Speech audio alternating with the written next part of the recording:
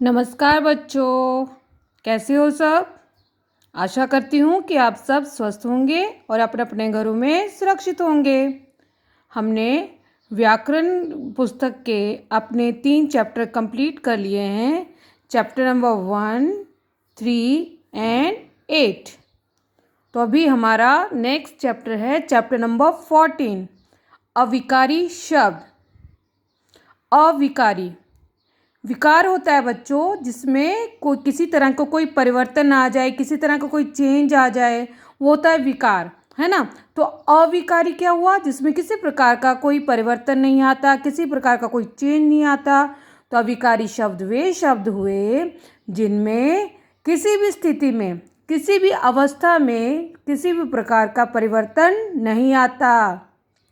फिर भले ही उस वाक्य में वो जहाँ पे वो प्रयुक्त हो रहा है, जहाँ पे वो यूज़ किया जा रहा है, भले ही उस वाक्य में लिंग बदले, काल बदले, कारक बदले, कुछ भी बदले, उन शब्दों में कभी भी चेंज नहीं आता, जिस कारण उन्हें अविकारी शब्द कहते हैं। अविकारी शब्द में पहला पार्ट है हमारा क्रिया विशेषण। क्रिया विशेषण, जैसा कि हमें नाम से ही पता है, क्रिया का अर्थ तो आप लोगों को पता ही है। क्रिया मतलब काम, है ना, और विशेषण उसकी विशेषता बताना। तो क्रिया विशेषण हुआ ऐसे शब्द जो हमें क्रिया की विशेषता बताते हैं, और अंग्रेजी में इसे कहा जाता है एडवर्ब। तो क्रिया विशेषण क्या हुआ, ऐसे शब्द जो हमें क्रिया की विशेषता बताएं। तो देखिए, आइए समझते हैं। नलिन प्रतिदिन विद्यालय जाता है। वो जल्दी जल्दी तैयार हो रहा था। उसकी स्कूल बस जल्दी आने वाली थी। बस घर के बाहर ही रुकती थी। वह थोड़ी देर में बस स्टॉप पर पहुंच गया। यहाँ पे दिए गए उदाहरणों के द्वारा हमें क्रिया विशेषण को समझने के लिए कहा गया है कि इसको समझने के लिए हम इन वाक्यों में देखेंगे। नलिन कब विद्यालय जाता है, प्रतिदिन। तो आप यहाँ पे लिखेंगे प्रतिदिन। वह कैसे तैयार हो रहा था, जल्दी जल्दी। बस कब आने वाली थी, जल्दी। बस कहाँ रुकती थी, घर के बाहर। नलिन कितनी देर में स्टॉप पर पहुंचा, थोड़ी देर में। तो आपने इन रंगीन सफ़ेद शब्दों में समझा कि कोई क्रिया हो रही है। नलिन जैसे स्कूल जाने का काम कर रहा है, स्कूल बस में बस का वेट करते हुए वहाँ पे पहुँच रहा है। तो इन सब में क्रिया हो रही है। तो क्रिया के करने का कब, कहाँ, कैसे और कितनी, यहाँ पे क्रिया के समय का पता चल रहा है, स्थान का पता चल रहा है, वो कैसे हो रही है वो तरीका पता चल रहा है, और कितनी हो रही है, कितनी मात्रा में हो रही है, ये सब हमें पता चल रहा है। तो क्रिया विशेषण क्या है, क्रिया की विशेषता बताने वाले शब्द क्रिया विशेषण कहलाते हैं। अब क्रिया विशेषण के भेद। क्रिया विशेषण कालवाचक, स्थानवाचक, परिमाणवाचक और रीतिवाचक। मैं आपको क्रिया विशेषण के उदाहरणों को याद करने का, उसके भेदों को याद करने का सबसे सरल तरीका बता रही हूँ।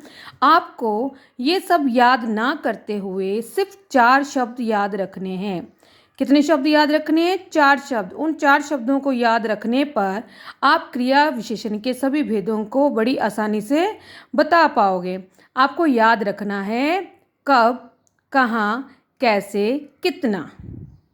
क्या करेंगे आप याद, कब, कहाँ, यहाँ पे आप मतलब कैसे बाद में करना, ठीक है।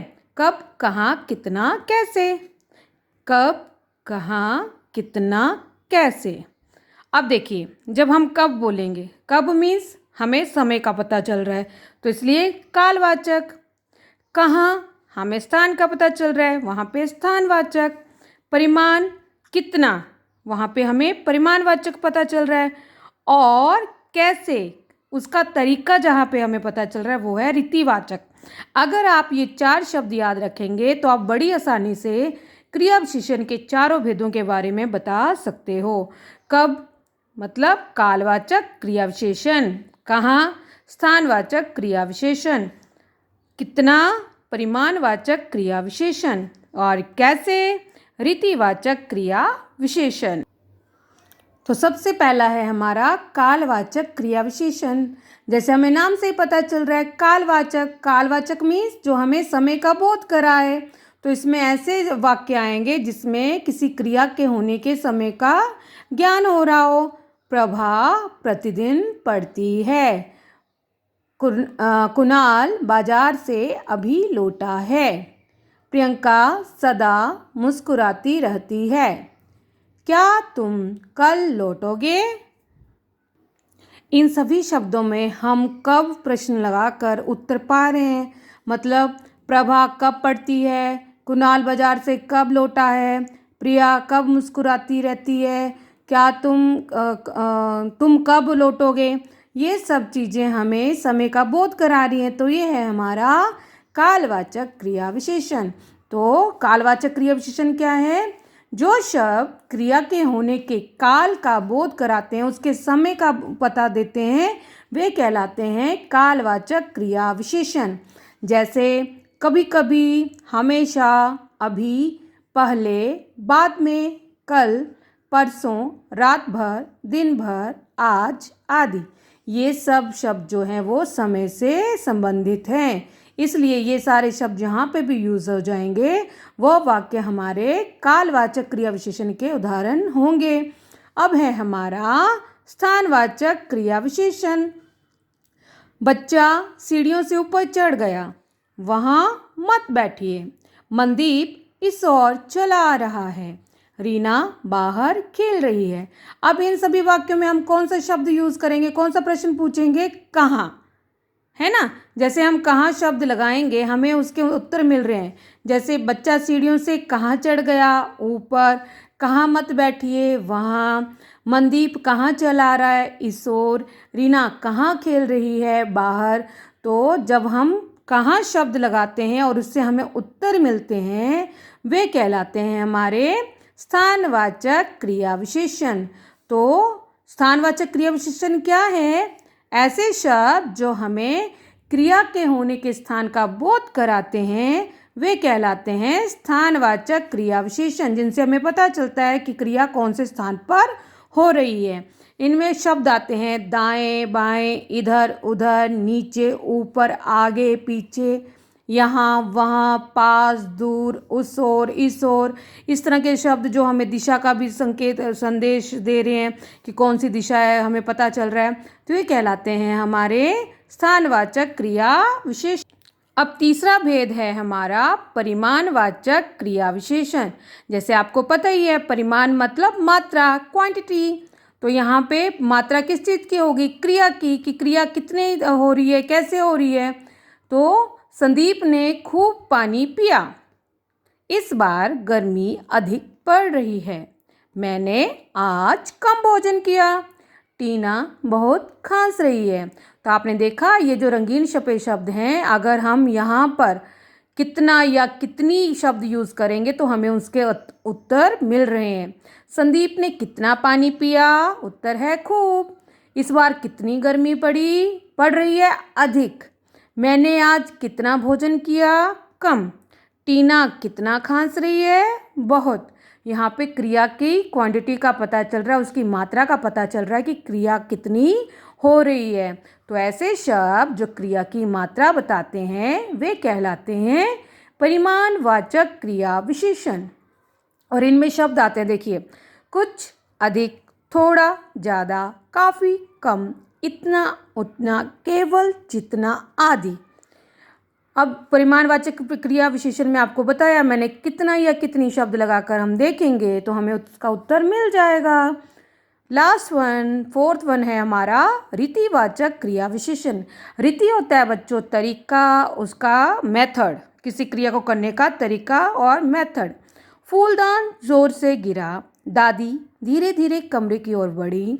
चुटकुला सुनकर सभी हंसते हंसते लोटपोट हो गए।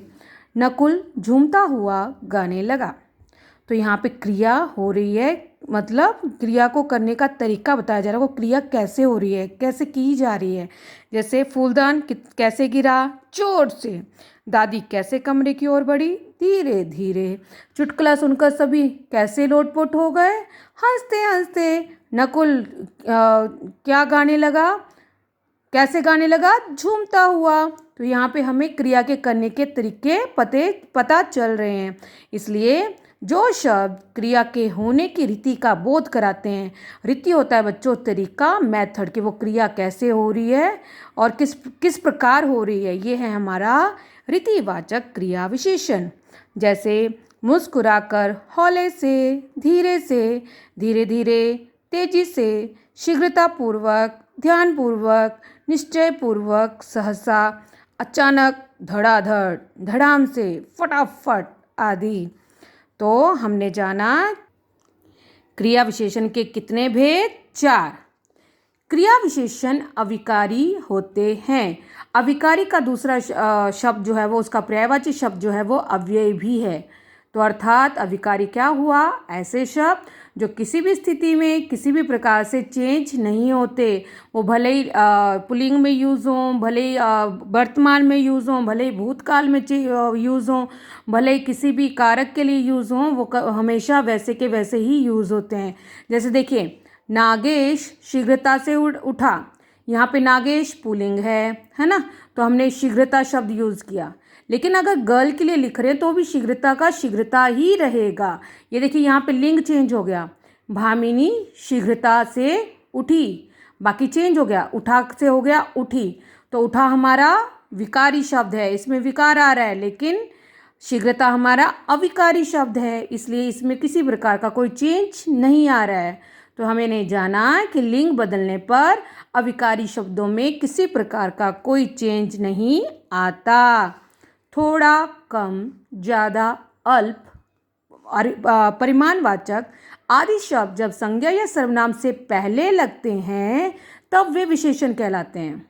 ये थोड़ा, कम, ज़्यादा, अल्प, ये सारे परिमाणवाचक है ना। इन शब्दों को यदि हम संज्ञा या सर्वनाम से पहले लगा देते हैं तो ये विशेषण होते हैं। परिमाण शब्दों का प्रयोग जब क्रिया से पहले किया जाता है तब ये क्रिया विशेषण कहलाते हैं। जब संज्ञा या सर्वनाम से पहले लगे तो बने विशेषण, लेकिन वही शब्द जब क्रिया से पहले लगे तो बने हमारे क्रिया विशेषण। आइए जाने कैसे। प्रवीण ने थोड़ा खाना खाया। यहाँ पे परिमाणवाचक विशेषण है ये। क्यों? क्योंकि यहाँ संज्ञा खाना है, खाना है संज्ञा, संज्ञा से पहले लगा थोड़ा, तो ये है हमारा परिमाणवाचक विशेषण। ये शब्द हमारा बन गया यहाँ पर विशेषण। लेकिन वही हमने दूसरी तरह से यूज़ किया, मतलब क्रिया से पहले यूज़ किया, तो वही शब्द हमारा परिमाणवाचक क्रिया विशेषण बन गया। देखिए, प्रवीण ने थोड़ा खाना खाया। पहले में संज्ञा शब्द से पहले थोड़ा लगा था, इसलिए वो है हमारा परिमाणवाचक विशेषण। लेकिन दूसरे में क्रिया शब्द से पहले थोड़ा लगा है, इसलिए ये कहलाएगा हमारा परिमाणवाचक क्रिया विशेषण। तो ये बात आप ध्यान में रखेंगे कि जब भी संज्ञा शब्दों या सर्वनाम शब्दों से पहले ये अव्यय यूज़ होते हैं, ये अविकारी शब्द यूज़ होते हैं, तो वो कहलाते हैं उसके विशेषण। लेकिन जब वही क्रिया शब्द से पहले यूज़ होते हैं तो कहलाते हैं क्रिया विशेषण को, क्योंकि ये क्रिया की विशेषता बता रहे हैं ना। ये शब्द जो हैं वो संज्ञा या सर्वनाम की विशेषता बताते हैं, इसलिए विशेषण में आ गए। लेकिन ये शब्द जो हैं वो क्रिया की विशेषता बता रहे हैं, इसलिए क्रिया विशेषण। यहाँ क्रिया है खाया, तो क्रिया की विशेषता क्या है? थोड़ा। उसने खाना खाया, लेकिन कितना? थोड़ा।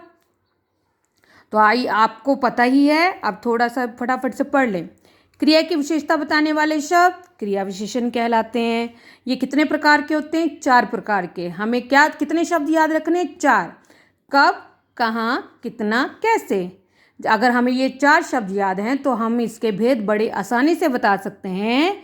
कब से कालवाचक क्रिया विशेषण, कहाँ से स्थानवाचक क्रिया विशेषण, कितना से परिमाणवाचक क्रिया विशेषण, तथा कैसे से आएगा रीतिवाचक क्रिया विशेषण। क्रिया विशेषण शब्द बताते हैं क्रिया कब, कहाँ, कितनी और कैसे हुई। अब मैं आशा कर रही हूँ कि आप सबको ये चैप्टर समझ में आया होगा। आपको इस चैप्टर में दी गई एक्सरसाइज बड़े ही अच्छे ढंग से करनी है। पहले आपको ये चैप्टर खुद से रिवाइज करना है, पूरा पढ़ना है, उसके बाद दी गई एक्सरसाइज को करने की कोशिश करनी है। धन्यवाद।